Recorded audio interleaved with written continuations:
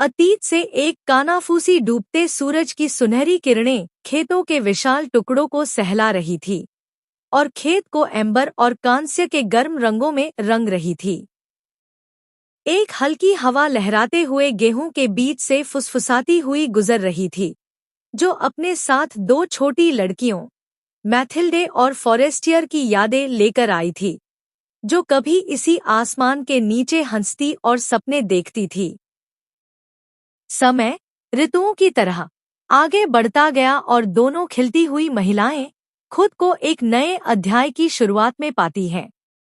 Mathilde का दिल उम्मीद से भर गया जब उसने अपने मंगेतर के बारे में सोचा, जो शिक्षा मंत्रालय में एक विनम्र क्लर्क था।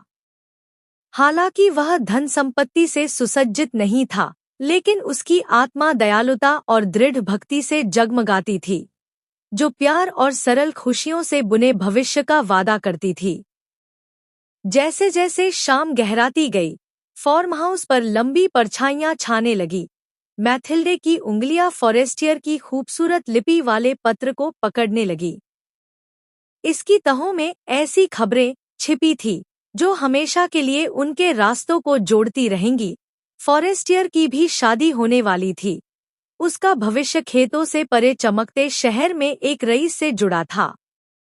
वैभव की एक झलक हनीमून के दिन जीवन की सौम्य लय में ढल गए।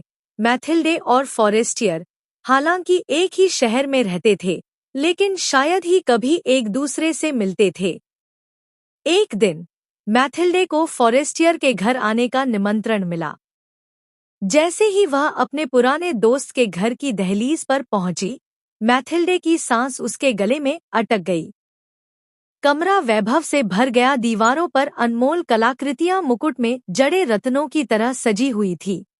प्रत्येक कलाकृति भव्यता की कहानियां कह रही थी। फॉरेस्टियर उसकी ओर सरकता हुआ आया, एक ऐसा दृश्य जो चांदनी से बुनी हुई पोशाक में था। नाजुक आभूषण उसकी गर्दन की शोभा बढ़ा रहे थे।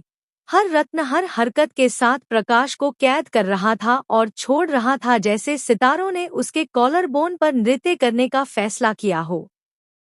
उत्साहित होकर फॉरेस्टियर ने मैथिल्डे को सोफे पर बैठाया और उसे घर से परिचित कराना शुरू किया। जब मैथिल्डे ने अपने सामने मौजूद शानदार सजावट और आलीशान फर्नीचर को देखा, तो उसकी आंखों में ईर्ष्या की झलक उभरी। दिल में गूंज। घर लौटने पर मैथिल्डे के पति लोइसेल ने पहले से ही कुछ रोटी और सब्जियों के साथ रात का खाना तैयार कर रखा था। मैथिल्डे ने अपने पति को बताया कि उस दिन फॉरेस्टियर के घर पर उसे क्या अनुभव हुआ था। लोइसेल को ईर्ष्या हुई, लेकिन शिक्षा मंत्रालय में जूनियर सेक्शन चीफ के रूप में बिताए दिन भी उसे वास्तव में संतुष्ट करते थे। मैथिल्डे की नज़र अपने पति से, जो अपने मामूली भोजन का आनंद ले रहा था, उनके साझा घर की आरामदायक सीमाओं की ओर चली गई। उनके छोटे से घोंसले की गर्माहट निर्विवाद थी, फिर भी इसकी सादगी उसके जीवन और फॉरेस्टियर की विलासिता की दुनिया के बीच की खाई की लगातार याद दिलाती रहती थी। मैथिल्डे के होठों से एक नाजुक आह निकली। एक अप्रत्याशित निमंत्रण। मैथिल्डे की हलचल से रसोई में हलचल मच गई। तभी एक तेज खटखटाहट के साथ दरवाजा हवा में गूंज उठा। वह जल्दी से जवाब देने के लिए दौड़ी। उसने पाया कि उसके पति का चेहरा मुश्किल से नियंत्रित उत्साह से चमक रहा था, एक आश्चर्य की प्रतीक्षा कर रहा है। लोइसेल ने चिढ़ाते हुए कहा, जटिल सोने के फीते से सजे एक लिफाफे को दिखाते हुए। उत्सुकतावश मैथिल्डे ने लिफाफा खोला और पाया कि शिक्षा मंत्री की ओर से लोइसेल दंपत्ति को रात्रिभोज नृत्य में भाग लेने का निमंत्रण था। सुंदर लिपि ने उसे चमचमाते झूमरों और घुमावदार गाउन की दुनिया में पहुंचा दिया। एक उदास मुस्कान उसके होठों पर छा गई, जबकि उसकी निगाहें, जो कि लालसा और आशा से भरी हुई थी, उनके मामूली घर की सांसारिक दीवारों से परे चली गईं। प्रेम का बलिदान। मैथिल्डे ने सोने से जड़ा निमंत्रण पत्र थाम लिया। उसकी शुरुआती खुशी धीरे धीरे गम में बदल गई। इस भव्य अवसर के लिए उसे अपनी जरूरत के मुताबिक पोशाक की जरूरत थी, एक कस्टम गाउन की कीमत 400 फ्रैंक थी, जो उनकी हैसियत से कहीं ज्यादा थी। लोइसेल की नज़र अपनी पत्नी के उदास चेहरे से हटकर कोने में रखे मछली पकड़ने के सामान के डिब्बे पर चली गई। सालों से वह अपने गियर को बेहतर बनाने का सपना देख रहा था, जिससे वह ठीक 400 फ्रैंक बचा सके। अगले दिन, जब वे शहर की व्यस्त सड़कों से गुजर रहे थे, मैथिल्डे एक खूबसूरत बुटीक की खिड़की के सामने जम गई। उसकी आंखें इच्छा से चमक रही थी। लोइसेल, जो पूरी रात अपने फैसले पर विचार कर रहा था, एक सौम्य मुस्कान के साथ उसकी ओर मुड़ा।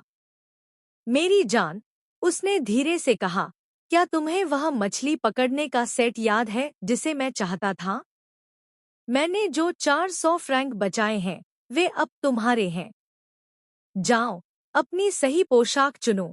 एक कड़वा मीठा प्रतिबिंब बुटीक की खिड़कियों से सूरज की रोशनी अंदर आ रही थी, जो फिटिंग रूम में एक सुनहरा जादू बिखेर रही थी। मैथिल्डे आईने के सामने घूम रही थी। उसकी सपनों की पोशाक हल्की हवा में रेशम की तरह बह रही थी। लोइसेल का दिल गर्व से भर गया। उसकी पत्नी की खुशी भरी हंसी एक मधुर धुन थी। मछली पकड़ने के उपकरण जो उसने त्याग दिए थे, वह इस तरह के आनंद के लिए एक छोटी सी कीमत लग रही थी। फिर भी, जब मैथिल्डे ने अपने प्रतिबिंब का अध्ययन किया, तो उसकी चमकती मुस्कान पर एक छाया छा गई। एक अकथनीय लालसा ने उसके दिल को झकझोर दिया। दुकानदार, हमेशा चौकन्ना रहने वाला, फुसफुसाया, हीरे का हार इस कल्पना को पूर्ण करेगा। मैथिल्डे की उंगलियां सहज रूप से उसकी नंगी गर्दन को छू रही थीं। उस चमक की कल्पना कर रही थी, जो उसकी सुंदरता का मुकुट होनी चाहिए थी। लेकिन उनकी बचत पहले ही पोशाक के साथ उड़ चुकी थी, और पीछे केवल चमचमाते गहनों के सपने रह गए थे। एक अप्रत्याशित मुलाकात मैथिल्डे और लोइसेल बुटीक से बाहर निकली।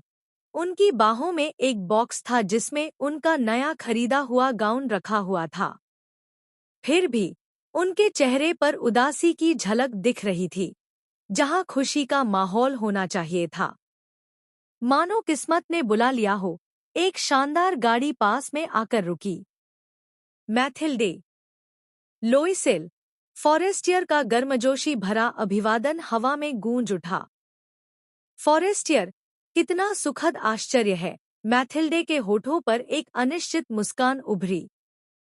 मैथिल्डे के व्यवहार पर छाया को देखते हुए फॉरेस्टियर की भौहें चिंता से भर गईं। तुम्हारी क्या परेशानी है, मेरी प्यारी? उसने धीरे से पूछा। मैथिल्डे ने अपनी पुरानी दोस्त की मौजूदगी में सांत्वना पाते हुए अपनी परेशानी बताई। फॉरेस्टियर की आंखें समझ से चमक उठीं। ओह, डार्लिंग, चिंता मत करो। मेरे गहनों का बक्सा खजानों से भरा पड़ा है। तुम अपने दिल की इच्छा के अनुसार किसी भी आभूषण से खुद को सजा सकती हो। उधार ली गई प्रतिभा। मैथिल्डे ने फॉरेस्टियर के खूबसूरत बॉडियर में कदम रखा। एक अलंकृत ड्रेसिंग टेबल को देखकर उसकी आंखें चौड़ी हो गईं। उसके ऊपर एक ज्वेलरी बॉक्स रखा था, जिसमें रखी चीजें उम्मीदों से जगमगा रही थी। अपनी पसंद चुन लो, फॉरेस्टियर ने खजानों की कतार की ओर इशारा करते हुए गर्मजोशी से कहा। शर्मिंदा मत हो, प्रिय। मैथिल्डे की नज़र एक मनमोहक हीरे के हार पर टिकी थी, जो बुटीक की खिड़की में उसे पसंद आए हार की याद दिलाता था। दोपहर की कोमल रोशनी को पकड़ते हुए रत्न नाचते हुए लग रहे थे। अपनी सहेली के मंत्रमुग्ध भाव को देखते हुए फॉरेस्टियर ने हार को धीरे से उठाया। उसका वजन मैथिल्डे के कांपते हाथों में आ गया। मेरी प्रिय, फॉरेस्टियर फुसफुसाया, यह तुम्हें सौंदर्य की दृष्टि में बदल देगा। चमक की एक रात, भव्य बॉल की बहुप्रतीक्षित शाम आखिरकार आ ही गई। राजसी बॉलरूम गर्मजोशी से जगमगा उठा। इसके क्रिस्टल झूमर एक नरम, मनमोहक रोशनी बिखेर रहे थे। संगीत की मधुर धुनें हवा में बह रही थी। जब मेहमान अपने बेहतरीन परिधानों में आए, उनका उत्साह साफ झलक रहा था। मैथिल्डे ने प्रवेश किया, अपने नए खरीदे गए गाउन में एक दृश्य उधार लिया हुआ हीरे का हार उसकी गर्दन को सुशोभित कर रहा था। प्रत्येक पहलू कैद किए गए सितारों की तरह प्रकाश को पकड़ रहा था और प्रतिबिंबित कर रहा था। जैसे ही वह कमरे में घुसी, सभी की निगाहें उसकी ओर मुड़ गई। उसकी चमकदार सुंदरता और सुंदर उपस्थिति ने ध्यान आकर्षित किया, जिससे प्रशंसा की हल्की सांसें निकल गईं। उसके आकर्षण से मोहित सज्जनों ने एक कतार बनाई, प्रत्येक को शाम की अप्रत्याशित सुंदरी के साथ नृत्य करने का सम्मान मिलने की उम्मीद थी। विजय का क्षण बॉलरूम में जीवन की हलचल मची हुई थी। क्रिस्टल के गिलास नाजुक घंटियों की तरह बज रहे थे। लोइसेल ने गर्व से अपना सीना फुलाकर मैथिल्डे को भीड़ के बीच से निकाला। अपनी पत्नी को शिक्षा मंत्री के सामने पेश करते हुए उसकी आंखें चमक उठीं, उसकी आवाज में जीत का भाव था। मंत्री की नजर मैथिल्डे पर पड़ी, उसके चेहरे पर प्रशंसा की भावना उभरी।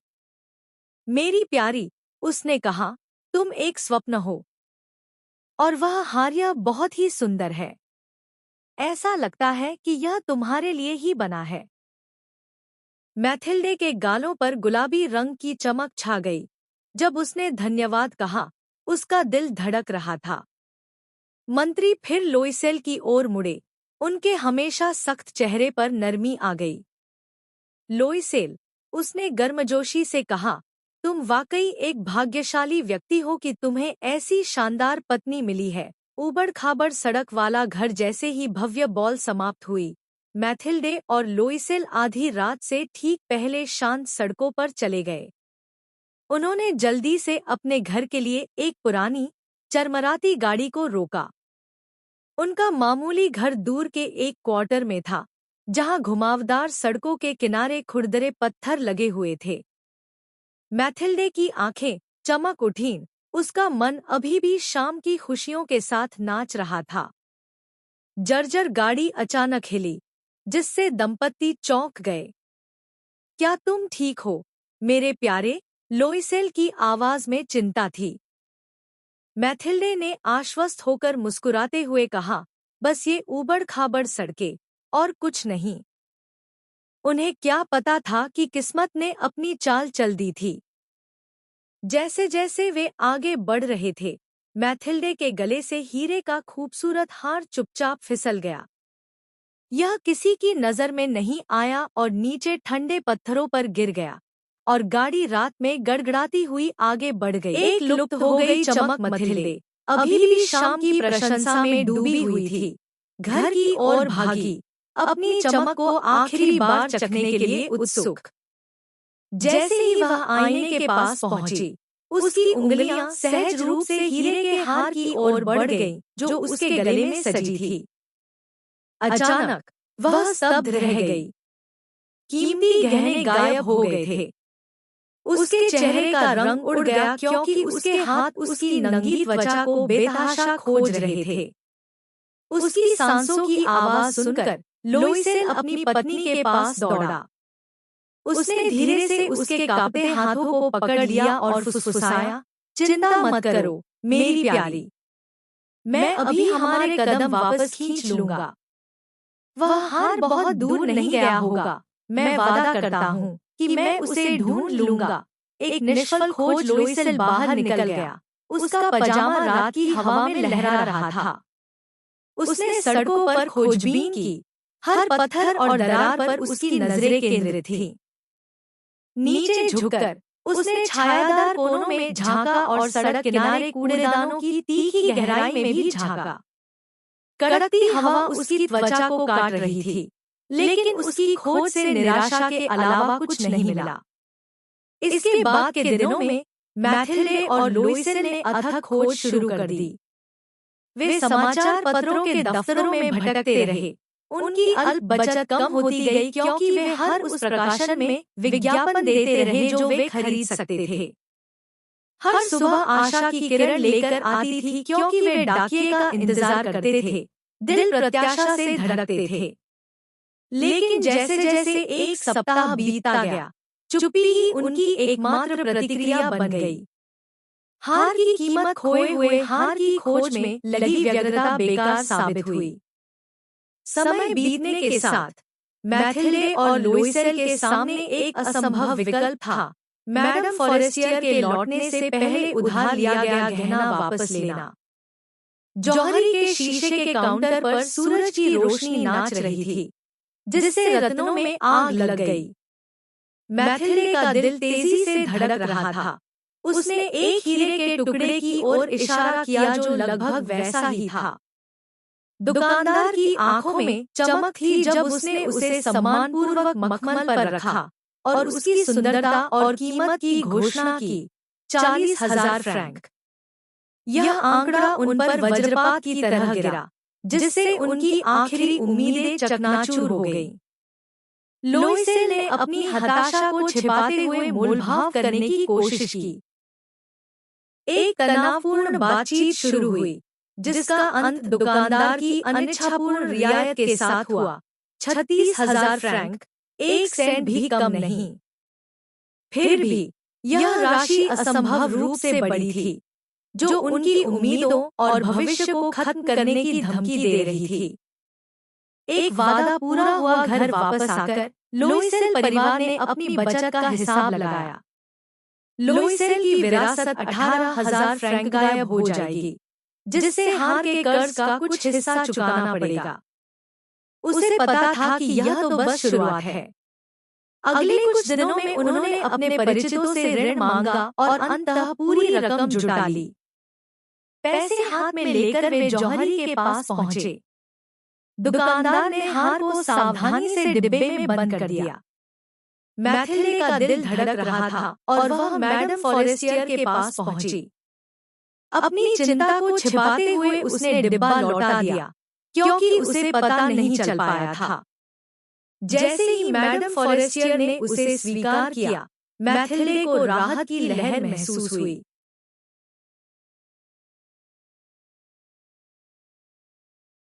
जीवित रहने के लिए बलिदान अपने कर्ज का भुगतान करने के लिए मैथिल्डे ने अनिच्छा से अपनी वफादार नौकरानी को अलविदा कहा। अपने अध्ययन कक्ष में लुइसेल की उंगलियां उसकी प्रिय डेस्क के घिसे हुए किनारों को छू रही थी, जो अनगिनत देर रातों में उसका वफादार साथी था। भारी मन से उसने वर्षों की यादों को छांटना शुरू किया और केवल जरूरी चीजों को अलग रखा।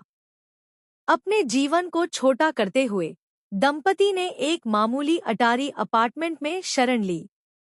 जैसे ही चरमराता हुआ दरवाजा खुला, धूल का एक बादल मंद रोशनी में नाचने लगा, अपने साथ भूले हुए सपनों की बासी गंध लेकर आया। मैथिल्डे ने भावनाओं के ज्वार को रोकते हुए इस अपरिचित जगह में अपनी छोटी छोटी चीजों को व्यवस्थित करना शुरू कर दिया, ताकि घर जैसा माहौल बनाया जा सके। लचीलेपन का जीवन मैथिल्डे की दुनिया उनके तंग अटारी की सीमाओं तक सिमट गई, जहां वह हर इंच को निर्धारित सटीकता के साथ साफ और चमकाती थी। अपने साधारण घर से परे उसने सफाई और कपड़े धोने का काम किया। उसके हाथ कच्चे थे, लेकिन उसका हौसला अटूट था। कमाया गया प्रत्येक सिक्का उनके बढ़ते कर्ज के खिलाफ एक छोटी जीत थी। लुइसेल, जो दिन में भी मंत्रालय में था, अब हर रात पत्रों के ढेर पर झुका रहता था।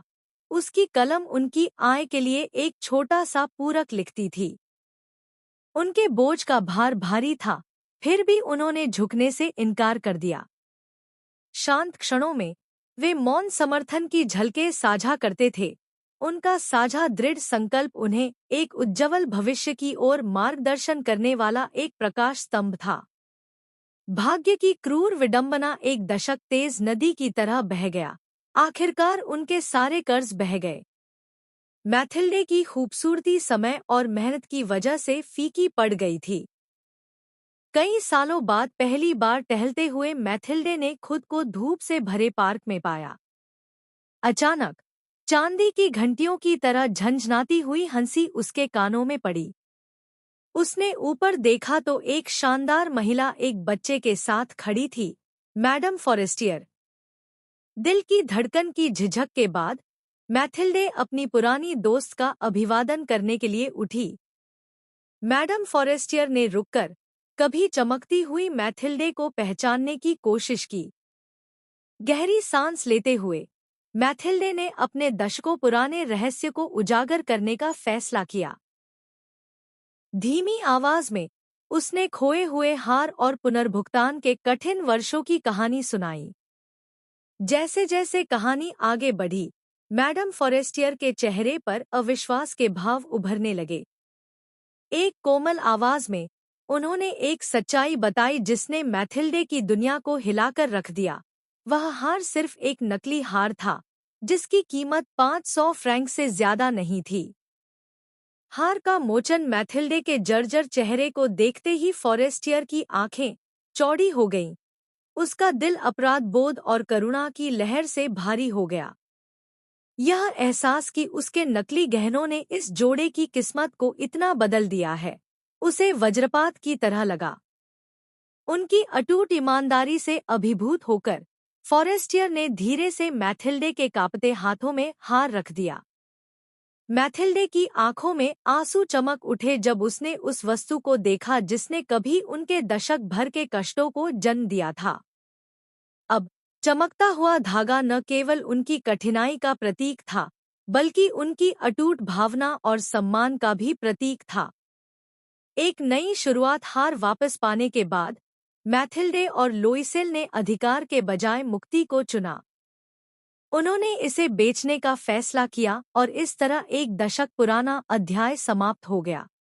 जौहरी के काउंटर पर उन्होंने सावधानी से लपेटा हुआ खजाना पेश किया। जब दुकानदार ने तय कीमत पर इसे स्वीकार किया, तो उनके कंधों से वर्षों का बोझ उतर गया। कुछ सप्ताह बाद उन्होंने अपने नए अपार्टमेंट का दरवाजा खोला। ऊंची खिड़कियों से सूरज की रोशनी अंदर आ रही थी, जो विशाल लिविंग रूम को गर्म कर रही थी।